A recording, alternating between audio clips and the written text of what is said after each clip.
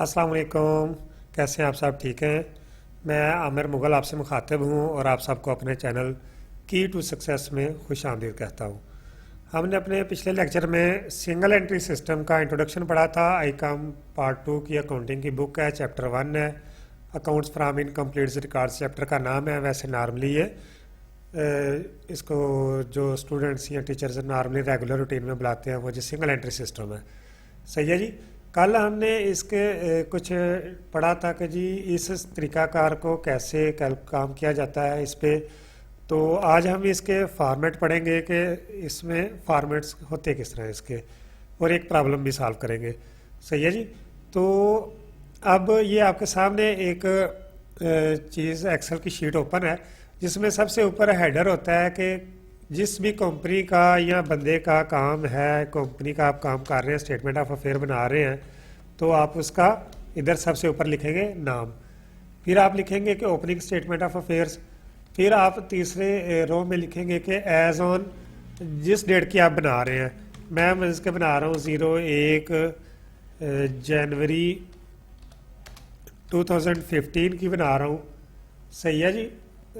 यहाँ इसको कर लेते हैं 31 दिसंबर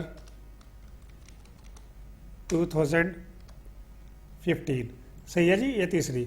अब लेफ़्ट साइड पे एसेट्स आ जाते हैं, साथ है अमाउंट रुपीज़ आ जाती है, फिर लाइबिलिटीज़ हैं, फिर रुपीज़ हैं अमाउंट।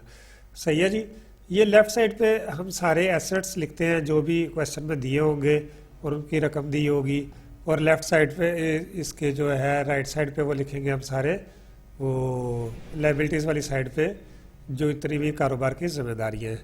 सही है जी। और उसके अमाउंट लिख के एंड पे एसेट साइज का टोटल करेंगे। एसेट साइज का टोटल करने के बाद फिर हम जो एसेट्स में से लाइबिलिटीज़ माइनस करेंगे तो हमारे पास आ जाएगा ओपनिंग कैपिटल। सेम इसी तरह statement of closing statement of affair भी ऐसे ही है। सही है जी। सेम पैटर्न है, बस उसमें 2-3 ट्रांजेक्शन्स एक्स्ट्रा होंगी। उसमें होगा डेप्रिसिएशन आ जाएगी, या हो जाएगा कोई इस तरह का कोई और काम है, कोई ट्रांजैक्शन हुई है, बैड डेट्स हैं, प्रोविजन फॉर बैड डेट्स है, तो वो उसमें इफेक्ट हो जाएगा। सही है जी। अब दूसरी जो स्टेटमेंट इसमें हमने पढ़ी, तीसरी जो पढ़ी थी वो थी प्रॉफिट एंड लॉस स्टेटमेंट। इसमें भी हम पहले क्या लिखेंगे कि सबसे पहले हम उस कंपनी का नाम लिखेंगे जिसका हम अकाउंट्स फाइनल कर रहे हैं। तो ऊपर भी हमने मिस्टर ए लिखा, तो इधर भी मिस्टर ए लिख देते हैं। नीचे आ जाएगा प्रॉफिट और लॉस स्टेटमेंट, नीचे आ जाएगा फॉर द ईयर एंडेड, जो भी क्वेश्चन में दी होगी डेट। सही है जी।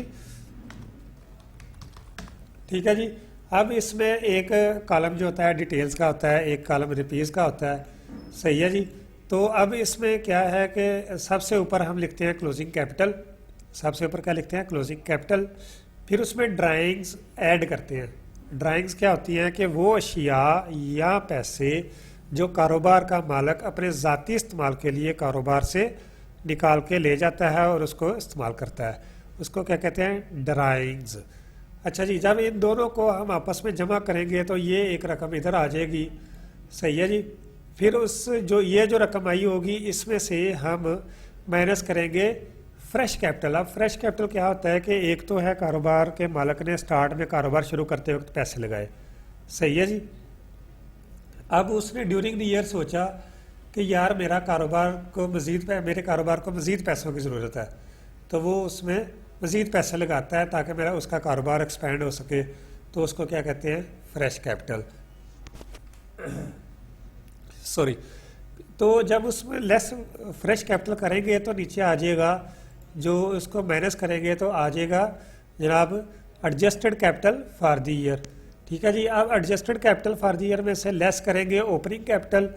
ये इस जगह पे लिखे लेस करेंगे तो हमारे पास आ जाएगा प्रॉफिट और लॉस ड्यूरिंग द ईयर। अगर तो सबसे एंड वाली रकम माइनस में आ रही है तो लॉस होगा, ज़ाहिर है, ऑफकोर्स सबको पता है। अगर प्लस में होगा तो प्रॉफिट में होगा। तो मेरे ख्याल से आप सबको समझ आ गई होगी।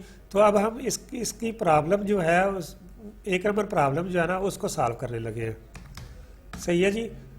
अच्छा जी। अब इसमें ये आपके सामने लिखी हुई है सारी प्रॉब्लम। मैंने इधर ही इसको लिख लिया सारा ताकि आप लोगों को आसानी हो। ये देखें, ये आप पढ़ रहे होंगे। प्रॉब्लम नंबर 1 है अकाउंटिंग ये मैंने ऊपर हेडर सारा लिख दिया ताकि बच्चों को समझ आ सके कि हम कौन सा चैप्टर कर रहे हैं, क्योंकि कुछ बच्चे शार्ट करके वीडियो भी देखते हैं।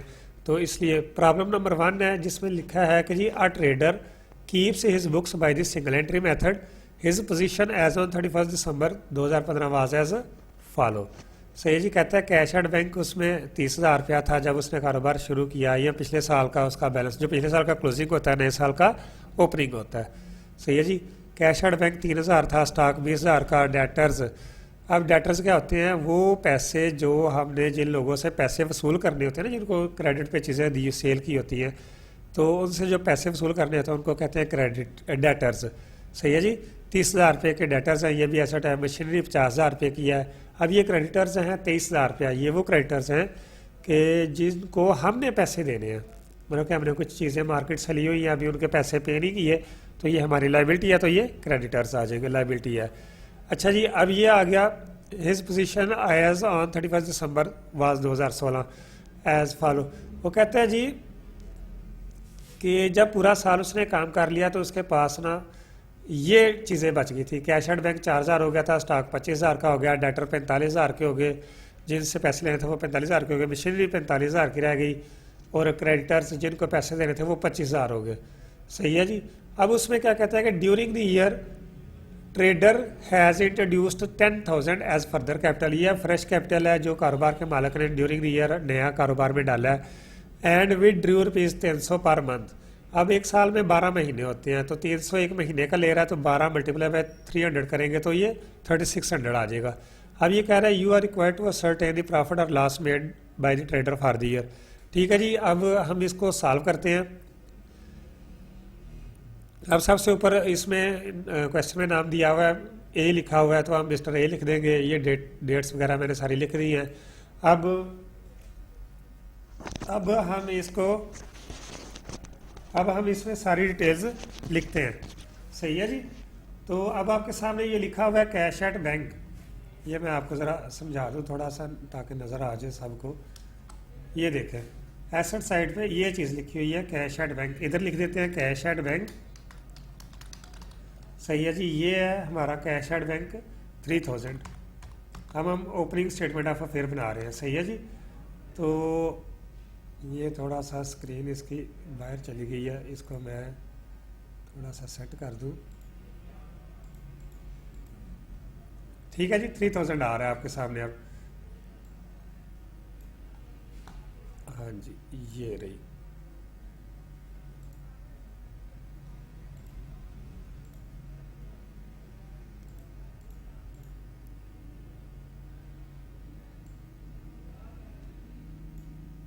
ये ले जी, ठीक हो गया जी।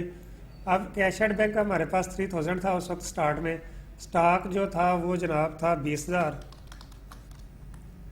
ये 20,000 लिख दिया मैंने। तो ये थोड़ा सा इसमें फिगर को अरेंज कर लूँ मैं ज़रा, ताकि ये मसला सॉल्व ही हो जाए।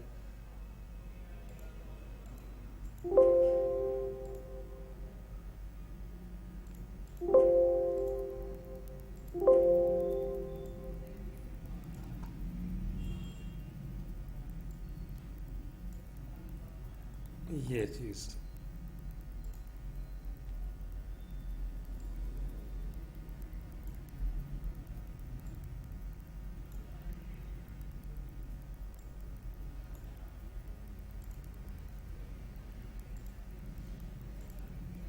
लो जी, अब आप मेरे ख्याल से सबको क्लियर नज़र आ रहा होगा। सही है जी, स्टॉक 20,000 रुपया। फिर दूसरी चीज़ ये डेटर्स है 30,000 रुपये के। सही है जी, डेटर्स 30,000 रुपये के। ठीक है जी। और फिर उसके बाद आ जाता है जी मशीनरी 50,000 की है, क्रेडिटर्स 23,000 के। मशीनरी 50,000 की और क्रेडिटर्स आगे 23,000 के। ठीक है जी। ये थोड़ा सा स्पेस का इशू है, मैंने थोड़ा सा खुद ही सेट करके इसको रखा हुआ है।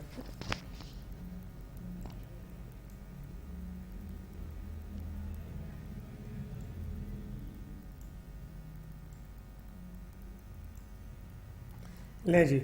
अब ये जो आपके सामने आ रहा है जनाब, ये देखें कि अब ये देखें 23,000 रुपये के क्रेडिटर्स हैं, सही है। तो ये अब मैंने इसको फार्मूला सेट किया हुआ है, जब हम ये सारी अमाउंट्स जमा करेंगे तो ये 1,03,000 आ जाएगा, सही है। और जब इसकी सारी अमाउंट्स को हम क्रेडिट साइड पे क्रेडिटर्स लिखी हैं उसमें से माइनस करेंगे तो ये 80,000 का डिफ़र आ रहा है, जो कि ओपनिंग कैपिटल है। अब हमने ओपनिंग कैपिटल इसका कर लिया मालूम। अब हमने इसी चीज़ों से हमने करना है क्लोजिंग कैपिटल मालूम करना है, सही है जी। अब क्लोजिंग कैपिटल करने के लिए मालूम हमें ये ओपनिंग की जगह हम इसको लिख देंगे closing capital, closing statement of affairs, closing statement of affair. और जो कि ये क्लोजिंग है तो ये इधर 2016 आ जाएगा। तो अब ये सारी डिटेल्स हम उधर से दोबारा देख लेते हैं, उसने नीचे लिखी हुई हैं सारी। ये देखें, ये आपके सामने ये आ रहा, ये कैश एट बैंक उसने 40,000 दिया हुआ है, हम इधर 40,000 लिख देते हैं, 4,000। फिर उसके बाद वो कह रहा है जी स्टॉक 25,000 रुपये है। फिर कह रहा है जी डेटर्स 45,000 हो गए हैं। फिर कह रहा है जी मशीनरी जो है वो भी 45 की है। तो बाकी क्रेडिटर्स हमारे जो हैं वो 25,000 के हो गए हैं, सही है जी। अब देखें ये ऑटो पे कैलकुलेट कर रहा है, 94,000 आ रहा है, सही है जी।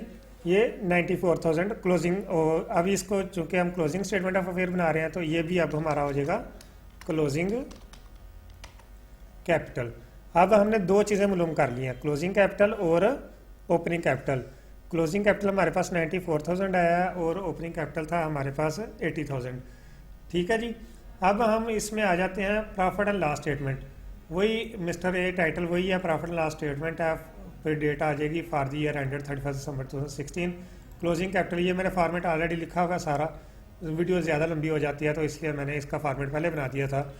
तो अब इसमें मैंने ये क्लोजिंग कैपिटल हमने मालूम किया 94,000 आया था, सही है जी। ये वही, इसको मैं ज़रा थोड़ा सेट कर लूँ, ये लें जी, ये 94,000 आ गया। ड्राइंग्स अब उसने इधर बताई हुई हैं जो हमने ऐड करते हैं। ये जब क्वेश्चन पे जाएंगे ना तो ये लिखा है, कहता है during the year trader has introduce 10,000 as further capital. ये फ्रेश कैपिटल है and with due ₹300 per month. साल में 12 महीने होते हैं, इसको 300 से मल्टीप्लाई करें तो वो 3600 हो जाएगा, सही है। तो अब ये ड्राइंग्स जो हैं हमारी, ये उसने 300 मल्टीप्लाई बाय 1212 जो कि आ जाता है इसका 3600, सही है जी। अब इन दोनों को ऐड करेंगे तो ये आ जाएगा 97,600। अब इसमें से चूंकि मैंने आपको पहले बताया था less fresh capital, fresh capital आपके क्वेश्चन में लिखा हुआ है, इधर मैंने आपको बता भी दिया है कि इसको लेस करना है। तो ये इसने 10,000 फ्रेश कैपिटल इंट्रोड्यूस करवाया था। तो जब ये लेस करेंगे इन दोनों को, इसमें से इसको लेस करेंगे तो ये 87,600 आ जाएगा। ये हमारा एडजस्टेड कैपिटल हो गया, ठीक है जी। अब ओपनिंग कैपिटल नीचे लेस लिखा हुआ है, ओपनिंग कैपिटल हमने मालूम किया था 80,000 आया था, सही है जी। 80,000 आया था तो इसको करना है हमने लेस। जब 80,000 लेस करेंगे तो आपके पास आ जाएगा प्रॉफिट। ये प्लस में है तो इसको ज़ाहिर है जब प्लस में आ गया तो प्रॉफिट ही होगा ना, अगर माइनस में आता तो ये लॉस होना था। अब ये प्रॉफिट में आ रहा है तो 7,600 हमारा प्रॉफिट है। ये जो पहली प्रॉब्लम है मैंने आपके सामने बड़ी डिटेल में आपको समझाई है। और अगर किसी को मज़ीद कोई प्रॉब्लम है, कोई इशू है तो वो मुझसे मेरे व्हाट्सएप नंबर पे रब्ता कर सकता है। मैंने डिस्क्रिप्शन में दिया हुआ है अपना व्हाट्सएप नंबर, सही है जी। तो ये क्वेश्चन बड़े डिटेल से मैंने आपको समझाया।